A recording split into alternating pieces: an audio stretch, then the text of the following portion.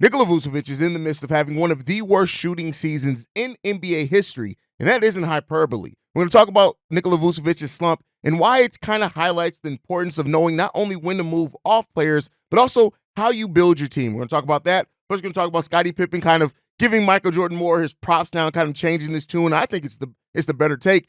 And then I am going to absolutely cook somebody, and then we're diving into the mailbag. All that and more right after this. You are now tuned in to Chicago Bulls Central, your number one place for all Chicago Bulls news and content.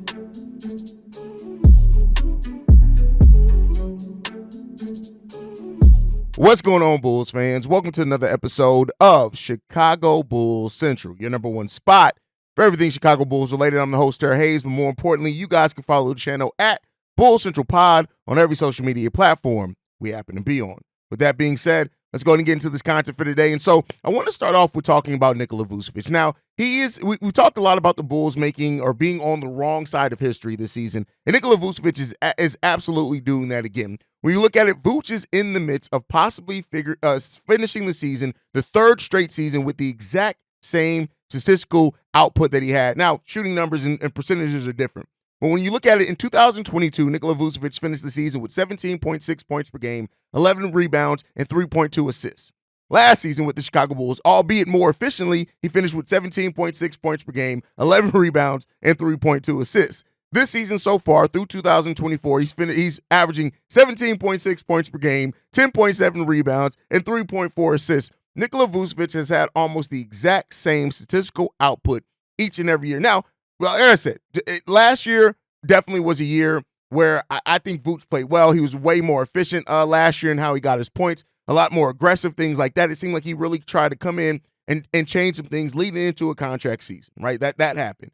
This year, Nikola Vucevic has just been way off in just his shooting. He's averaging some of the worst shooting splits that you will see. And this is just not in this season in the NBA, but when you look at it, Nikola Vucevic right now is shooting 27.3 from three-point range. And he is the worst player in that for all qualified players at the end of the day. The only player that's next worst to him is Jordan Clarkson, who was shooting the ball almost 30% from three-point range. That's it. Nikola Vucevic's shooting performances aren't just the worst of the season. He's also the worst three-point shooter in the last 20 years. The only player that shot worse than Nikola Vucevic was Antoine Walker in the 2003 and 2004 season, where he shot 26.9% from three with the Dallas Mavericks. What does this all mean? Nikola Vucevic is in the midst of a huge slump. And it's kind of highlighted by the fact that, yes, we kept this team together. That's not all Nikola Vucevic, but it's not just Vuce, right? Vuce is shooting bad, and I would love to see Vuce operate more in the post. And I think we even see Vuce kind of play better when he operates almost exclusively from that low post area. But one of the things that's highlighting all of this coming together for Vuce, or lack thereof, is this is what, when you look at the front office, not really changing the mix of your roster. Yes, we've had injuries, things like that have definitely impacted it. But for years in a row, we've seen what this team is missing in shot blocking and things like that, and we have refused to bring it on. So I'm not using this segment or topic to just crap on Vuce.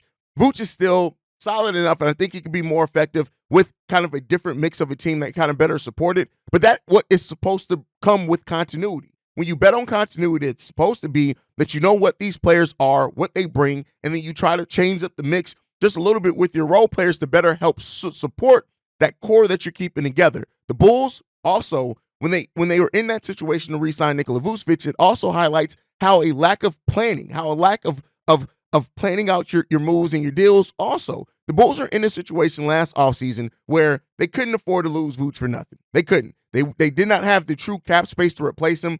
Yeah, they could have put them maybe in a better situation this offseason, but at least for this season, it would have really hurt the Chicago Bulls considerably, right?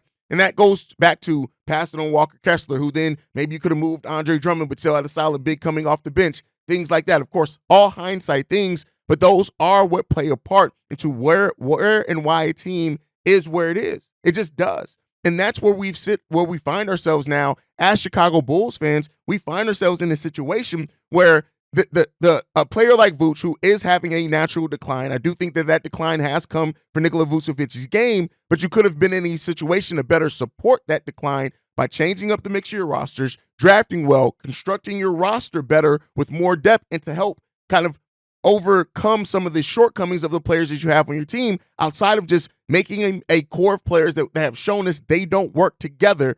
Keep trying to make it work and trying to fit that square peg through that round hole, or the vice versa, however the saying goes.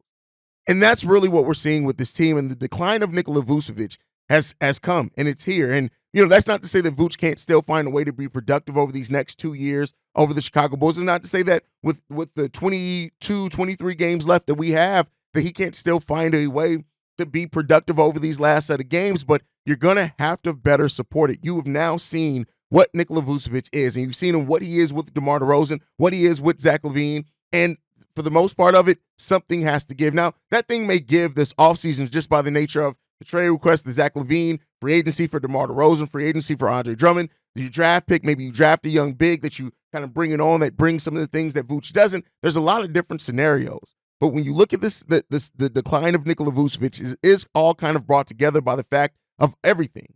The being so close up to the luxury tax to where you kind of have to bring your players back because you just can't sign anybody else. The fact that you haven't improved your team enough to where free agents want to come here, the fact that you haven't drafted well enough at the positions that you need that have really that support the declining age of your players, it really kind of brings everything together. And it's Vucevic is the easy kind of one to look at and kind of bring all that together. And it's unfortunate.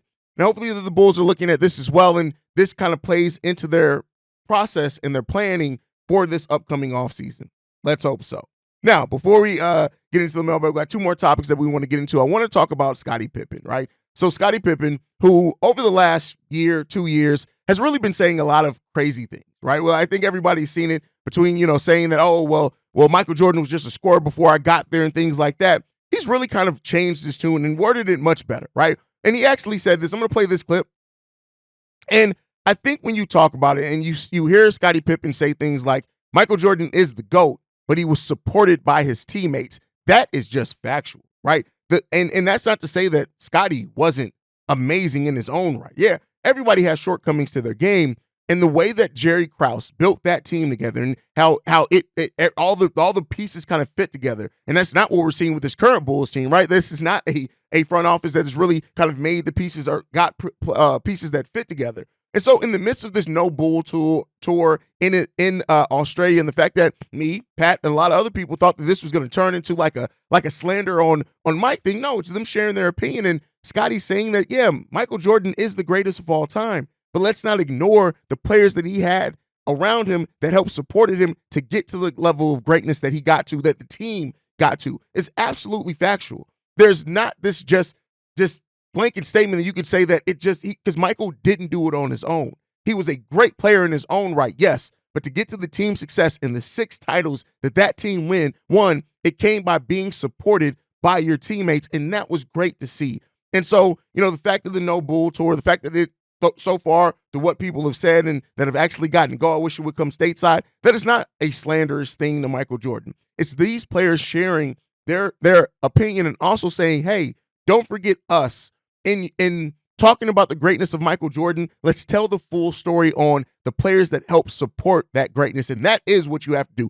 Every great player, I don't care who it is, if it's LeBron, MJ, Kobe, Magic, everybody had support and the team that helped lifted them up. Yes, they had the raw and amazing skill that they had, but it would be remiss to not acknowledge the coaches, the players, and other people around them that helped support that greatness and got to the level of what they were able to do. And yes, Scottie has wavered back and forth on saying that LeBron is the GOAT or Michael's the GOAT. It's happened, right? And it's probably going to continue to happen. That's going to be a conversation that's going to stand the test of time. But in this, right, and even in what Scottie and the other players are doing, yes, we do need to acknowledge the other players that help support the greatness of Michael Jordan. So I just wanted to spend some time on that because, I had a mandate here. Most people may not know this. So when I decided to start Chicago Bulls Central, when I decided to make it a daily show, one of the things and limitations that I put on myself was to not talk about either of the three-peat eras, right? The Michael Jordan era, the Scottie Pippen era. I don't really talk about. You can go through the list of episodes over 2,000 episodes that we've posted since this show has started. Other than if something topical came up, like in like recent topical, I don't talk about that era of Chicago Bulls, not because I lived that, right? That is what I came into basketball with. But I didn't want a nostalgia bait, right? That was a limitation that I put on myself. Also, I don't talk a whole hell of a lot about the Derrick Rose era. Now, I did have one episode in which I talked about the fact that that John Paxson wasn't as bad as what some people made him out to be. This was even before we really got a chance to look at what AK was going to bring to this team. But just remembering how Paxson really rebuilt that Chicago Bulls team and built something sustainable. But other than that, I don't talk about those two eras for a reason, right? That's nostalgia bait, and I think that's low-hanging fruit. And I think that's what a lot of people also bring because they know what that elicits in Chicago Bulls fans, and it really helps keeps them from talking about the modern team. So those are limitations that I put on myself. So I don't talk a lot about those two eras personally, just because of I think that not that they shouldn't be talked about, but in building something daily, I never wanted, especially in the offseason, I never wanted to default back to what's the easy nostalgia baiting content. So that's just something I've done to myself. But it's such an amazing era, and we've gotten to see such greatness in Chicago, and that's why many of us are thriving for it now, or want to see, are thirsty for it now, I should say. And so hopefully we get to talk about the heights of the Bulls being a contender again some point soon in my lifetime of having this show. Let's hope so. All right. With that said, I want to get into something that, while I have absolutely cooked people before, mainly mainstream media, typically I don't come at a lot of other Bulls content creators, especially ones that have been doing it a long time. But there was something that was posted that honestly pissed me off. So it was two tweets, and these were tweets from Bloggable, right? And the tweets in mention or that's in this conversation that we're talking about were really tweets that, I'm not going to lie to you, as a Bulls fan, it kind of made me feel like, what the fuck, right? So the first one, this was tweeted on February 29th. It said, almost a year since getting jettisoned from SB Nation, one huge benefit to the reader is no ads on screen, which is good. A huge benefit to me outside of the expectation of covering every game in another lost Bulls season, which, okay, that's your opinion. You guys know we're here day in, day out, regardless. But then there was another tweet from Bloggable that really pissed me off. And that was this one. See, this is what can happen when you have to produce content for a team so uninteresting every year. And I put that tweet on there. For those that are on the podcast side, it was basically using CHGO Bulls. Now, outside of Matt and Dave being two people that I highly respect and that I really can go to talk to anytime. I love those brothers. What Will does as well. I may disagree with Mark K, but also Mark K loves this team. I can't deny that. But when you are, and keep in mind, Bloggable started in 2003, I believe, right? It's been around for so long. And for many people, when the internet Bulls fandom to kind of bring together, Bloggable was one of those first places. And Matt is the person who runs that, right? And so 18 seasons for SB Nation. He was asked to come off because they had cuts, whatever else it was. But the thing that disgusted me in this, and this is not to get on the high horse, this isn't about posting content every day. It's a fucking pleasure to be able to cover the Chicago Bulls for a living. It's something in pride and loving your team and getting to do something that you love every single day and being able to provide that. And I get it. The Bulls and the place that the team is at a place where a lot of people are over it, and it sucks, and we all wish and hope that this team could be in so much of a better place than what we stand right now. Don't get me wrong. We all deserve to be able to see this team be in a much better place. It's not, and it sucks that we're here. But to come at other Bulls content creators, the people that put and invest their time, that have built these platforms that are go-to places for the Chicago Bulls, being a Chicago Bulls fan, being a Chicago Bulls content creator isn't just about talking about the good times. It's not just about being able to celebrate the wins and when the team is good. It's also about being a place that Bulls fans can come when times are down. That when the Bulls are sucking, that it's a place that we can go as Bulls fans to all be able to talk about the state of this team and get honest critique. If you could only talk about a team when they're good, when they're winning, then I'm sorry, you're not good at what you do. And to then double down on that and come at people who've been investing their time for 8+ years, most of these guys have done that, is sad, stupid, and it makes you look like a fucking idiot. And don't be mad at everybody else because you aren't good at your job. That the people that can come up with content and find something, because like I've said every day, if this is not something that you can talk about every day, if this is something that has to be a chore for you to talk about, then you're not in it for the right reasons anymore. This isn't for you anymore, and that's fine to say as well. But when you turn on the fan base, when you turn on other content creators to try to boost yourself up or to try to go through your dumbass shit, That is where it becomes disgusting. And I don't like to spend time on my platform talking about idiot content creators. I don't. But Matt is a fucking idiot content creator. And if you look at just the things that have happened with Bloggable over the last few years, don't blame everybody else for why your content sucks. Your content sucks because your head's not in the game in the right area. This is a joy. This is a privilege to be able to cover the Chicago Bulls every single day. That's a privilege. This is something that I wake up every day and I love. And I know there are so many other people that do as well. Pat the Designer, Let's Talk Bulls, right? Local Bulls fan, Ross Pins, Bloody Horns podcast, right? These are all guys that put their time, energy, and effort into covering the Chicago Bulls through the good time, through the bad times. They don't waver because guess what? The pride and the joy is there, and they understand by being that outlet for fans, and that's what it's about. It's about, for the Bulls community, doing this at a level for them that brings it all together, and that even through the tough times, we're going through this together, and we're going to be able to reap the benefits of the joy that comes on the other side of this. If you can only create, and I'm looking at you directly on this, Matt, if you can only create, and you can only write about this team when they're doing good, and when they're being bad, it drains you, and it makes you make you attack the fan base, make you attack Bulls fans, and you just got to be a fucking sour, panty-having ass bastard, then don't be in this. But when you come at other content creators that can do this at a great level and know how to create the content, that know how to talk about the team, know how to talk about the good, the bad, the indifference, don't come at those guys, because if you wake up every single day and you don't want to do this, then you're in the wrong business. And that's it, period. That's it. There's no other ifs, ands, or buts about it. Get out the fucking business then. Stop coming at people, because I can guarantee you this, on the other side of this, it's not going to look good for you. So again, as I said before, not even to focus on Matt and idiot content creators, this is to celebrate as well. You guys know, just went through 1,000 straight days of posting Chicago Bulls content, and we do this because it's a love, it's a joy, it's a pride in doing this. And so through the almost 3 years now, I just want to thank you guys that that we have gone through those good times, those bad times together, because guess what? If I ever become like Matt, it's going to be time for me to get out the game. But guys, thank you so much for supporting us and me and this platform and the other guys that were mentioned here. And if I didn't mention your name and you're a Bulls content creator that posts every day, keep going. Keep going. Don't give up, because I guarantee you the love and passion that you have for this will be rewarded if it hasn't already been. And we appreciate you as not even a content creator, as a Bulls fan. We appreciate you. And that's it. Thank you for attending my TED Talk. Now, we're going to go ahead and get into the mailbag. Before we get into the mailbag, though, we got to play a message from our sponsor, and that's Aura. I'm sure most of you know anyone can find anything on the internet, including your full legal name and personal email, your home address, phone number, and even your relatives. For me, personally, I never took this kind of stuff seriously, that people can take my personal data and use it for their own financial gain. Well, in 2019, I got my identity stolen, including my social security number and credit card information, and it was a total nightmare getting it all sorted out. From recouping loans that were taken out in my name and shopping sprees on my credit card, there are some really bad people out there, and it's sad to say, but it's true. Do a Google search for your personal information or someone you know and see if a people search site shows up. The information is easily accessible because of data brokers who profit by selling your information to robocallers, telemarketers, spammers, and anyone else that wants to learn more about you.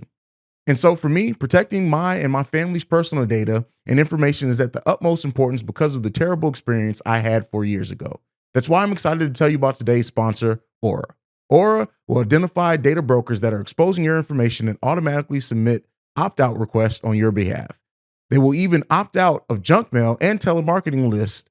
Aura also monitors your emails and passwords to see if they were involved in any data breach and exposed on the dark web.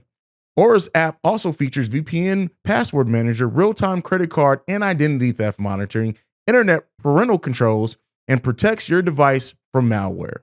Aura has almost every internet safety tool you'll ever need, all inside one app, which is what makes it so amazing, so that you don't have to use multiple platforms and sites to protect yourself. Let Aura do the hard work, keeping you safe online. And if you sign up right now, Aura will give you a 2-week free trial with my link below. You'll be shocked at how much your private information Aura finds exposed over 2 weeks. I was shocked at how much my information Aura was able to find when I was using the app. Go to aura.com/CBC to start your free trial. Also linked in the description, or you can scan the QR code here. Now back to the video. All right, let's go ahead and get into the voicemails for today. This one's from T'Challa. Yeah, this is your boy T'Challa, the motherfucker savior again.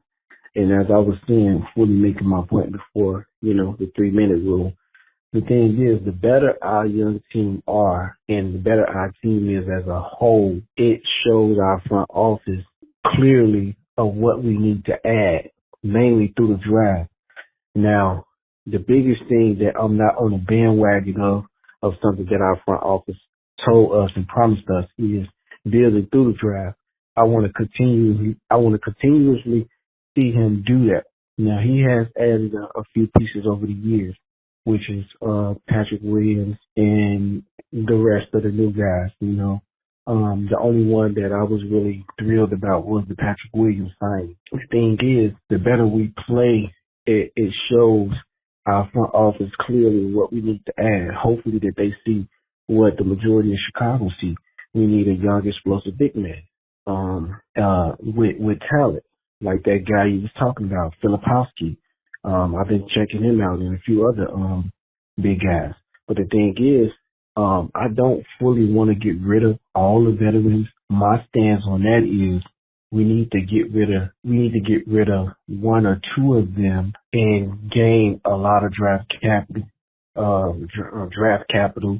and maybe a few young players. You know what I mean? So, the very one that I actually would keep, as far as from our core, is DeMar. And eventually, in a couple of years, break him off the bench if he willing to do that. After his next contract is over, if he signed that contract. As far as our bench players that we got that I would keep, that's veterans. I would keep Andre Drummond. He's still a young guy. He's only 28 years old, and he's not actually a part of our core as far as our big three or whatever. So he's a essential role player. I would keep him too, and I would keep DeMar because he's been so good with the young players, helping them with their development, encouraging them. So if I was going to keep a veteran as far as our core, it would be him. So, no, I don't want our team to lose. Yeah, I want us to win. That makes the development stage better when you're watching the games and you're checking out the team. So, yeah, no, I'm not. No, you just misread my words. So, yeah, I want the team to win all the time. But, I don't get too down about the losses, because I'm really watching the game for mainly development. I want to see them be resilient. All right, so here's what I'll say is that team knowing what they need is one thing, right? But it's the team is needed, for example, rebounding and shot blocking when they passed on Walker Kessler. So while saying that, you want to see the team win and that helps the front office know what they need and things like that, yeah, that should be true to a degree. But when you see the questions around the front office, it's because of things like that a player was there. Now, Dalen Terry, for all we know, his ceiling, maybe he'll hit that and he'll be a better overall player than Walker Kessler. But you lose the faith in the fan base every single year when you have a player that brings something that you needed drastically. And Walker Kessler, who's now, second in the league, I think, in block shots per game. Like, it's that type of thing, right? And then on top of it, saying getting rid of the vets to get a lot of draft capital, but then you say, keep DeMar. Listen, you have to strike when the value's hot. That goes, again, to another thing that's been the doubt around the Chicago Bulls front office.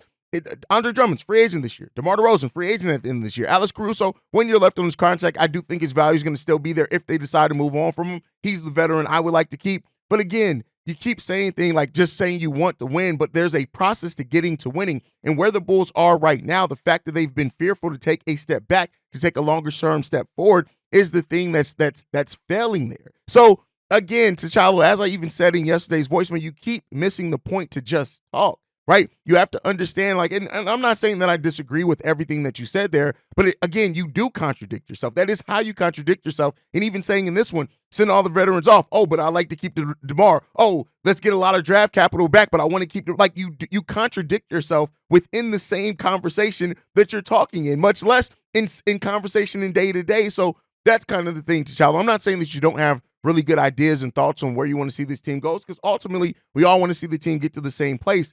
But how you get there is important. And what the frustration around the front office right now is the lack of movement as far as even to what they say, right? You want to be competitive, look at what their team is, right? You want to be young and build through the draft. You traded for Nikola Vucevic and signed another over 30-year-old player, right? And while yes, they did build a solid foundation when they brought in Lonzo, DeMar to add to Vooch and Zach, and even Alex Caruso, but then how you rebound from that is important as well, and how this team has rebounded from that over the last few years has left much to be desired. So I think that's where you see a lot of kind of the discourse from fans are, in my opinion.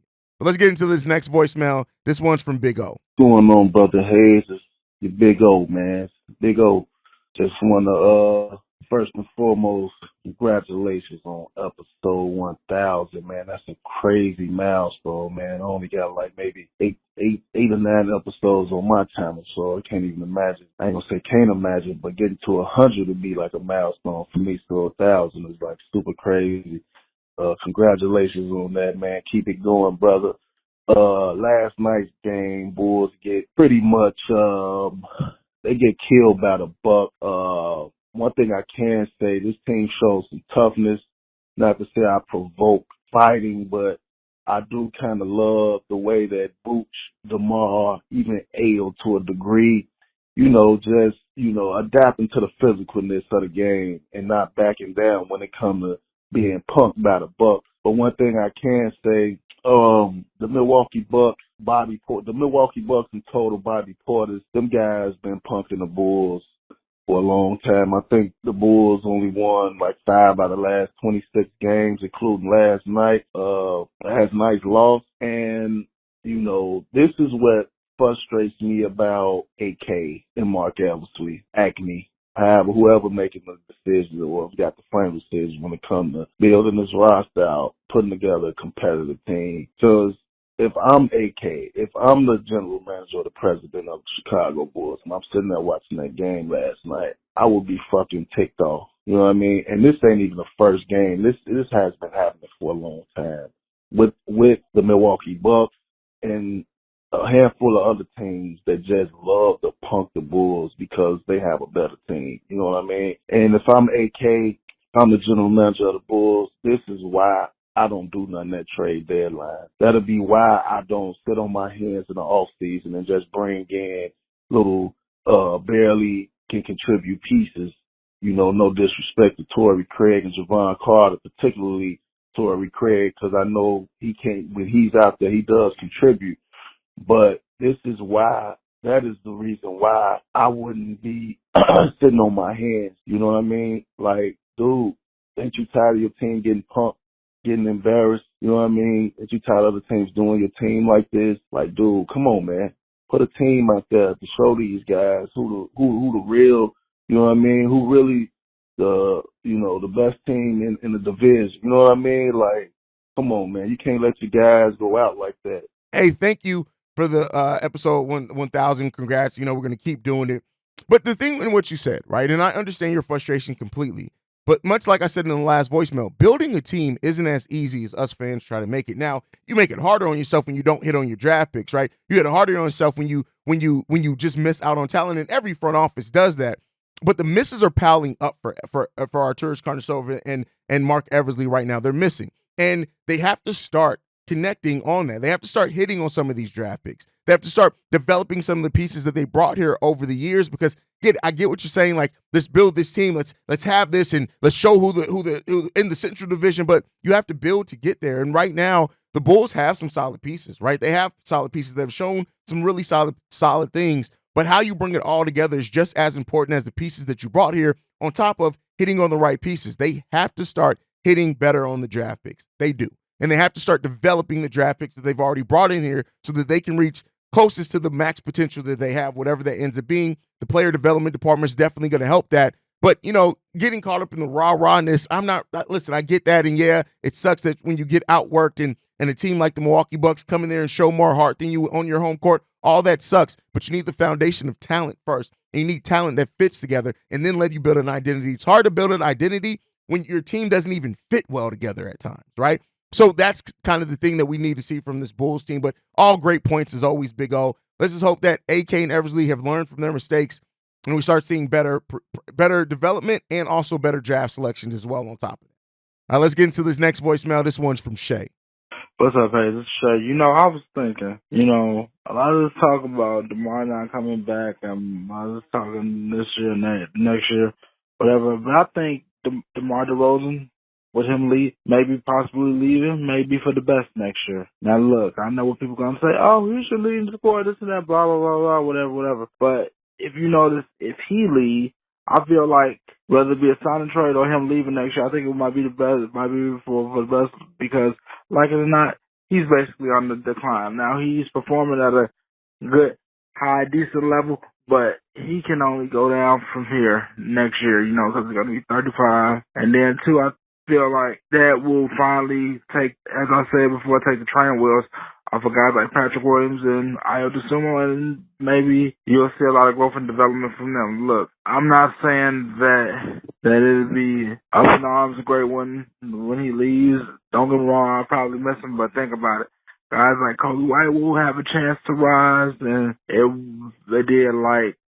feel like it will be a make or break for a guy like Patrick Williams. And then, too, I think Vooch will benefit from it as well. And not only that, I feel like, like you said, and I got to give you credit for this, or was it Patrick Designer? DeMar DeRozan basically did his job plus more when he was here. Not only did he become a big shot maker, he ended up having the best season of his career here, and not only that, he has that. You can see it in some of the young guys' plays that he has definitely helped them out a lot. So I feel like this could be a good thing if he leaves because it will give Kobe White the chance to be the leading guy, and not only that, Ayo gets to show what he can do, and it finally becomes a make or break year, a real make or break year for Patrick Williams.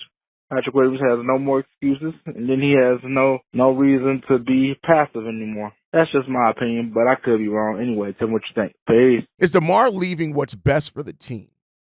I mean, I think that you can get that it does open opportunities for everyone else. Now, I don't think that that's necessarily going to automatically translate to more wins. I don't think what you're saying in your voicemail either, but you have to at some point bet on your young players, right? And yes, you want veterans there to support, but and DeMar has been great as a leader. Do not get me wrong, and it may be best for DeMar as well, who on the last little leg of his career absolutely deserves to contend for a title. He absolutely deserves to be on a team that's contending for a title. Now, if he wants to stay a Chicago Bull, cool, but you're probably going to have to do it in a team-friendly contract. Otherwise, listen, if we meet the contract demands of DeMar DeRozan, this team for that length of time, unless we get lucky and Julian Phillips, Patrick Williams, Adama Sanogo, Ernest Batum, Ayo all hit major leaps next season. I'm talking, and Kobe keeps up what he did for the most part of this season. That's the closest that we can get to it. So, you got to weigh all those things when you're building a team, and that's where we sit right now, and this front office got some tough decisions to make, and let's hope that we can get there, and we'll see, man. I don't want to say anything. I'm not trying to slander DeMar because, like you said and we said over on Locked on Bulls, DeMar's done everything that we brought him to do for the when we brought him to the Chicago Bulls. Everything, being a closer, being a scorer, being somebody that can mentor the young guys. He's done all of that. We didn't bring him here for his defense, right? It wasn't. Yeah, it sucks. Well, that's not what we brought him here for. And so he's done all of those things, and he deserves to go to a time and an opportunity of his choosing. Like if it is to choose to contend, if he does want to be a mentor, it does. But the Bulls can only do that to a certain level with the team-friendly contract. So let's see what that ends up being. But great voicemail there, Shay. All right, let's get into the last voicemail today. This one's from the 319. Yeah, Hayes. Shout out to you having your 1000th episode. Listened to it since the beginning. Like for you to not call Javon Carter a ballhead bitch and now refer to him as Rumple Foreskin. Hopefully they can turn this shit around. Peace out. First of all, the fact that you said Rumple Foreskin, that is hilarious. That is definitely better than bald-headed hoe, but that's crazy. I won't call him that, but that's wild. That is wild.